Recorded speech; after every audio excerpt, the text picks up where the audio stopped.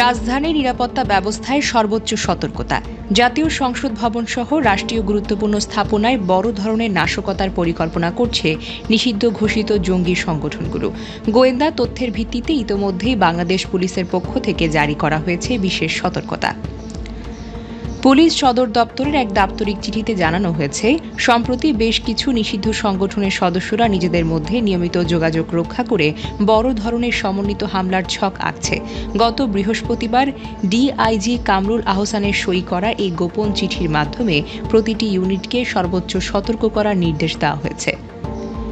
গোয়েন্দা প্রতিবেদনের তথ্য অনুযায়ী হামলার সম্ভাব্য লক্ষ্যবস্তুর তালিকায় রয়েছে জাতীয় সংসদ ভবন, গুরুত্বপূর্ণ সামরিক ও পুলিশ স্থাপনা, বিভিন্ন উপাসনালয় ও বিনোদন কেন্দ্র এবং স্পর্শকাতর অবকাঠামোসমূহ।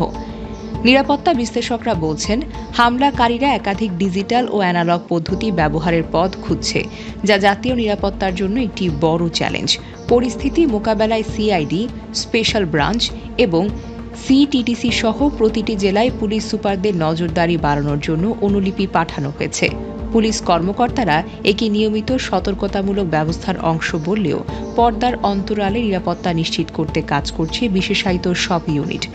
জনগণের নিরাপত্তা রক্ষায় যে কোনো অপ্রীতিকর পরিস্থিতি এড়াতে সর্বোচ্চ প্রস্তুত আইনশৃঙ্খলা রক্ষাকারী বাহিনী। Desk report, channel D news.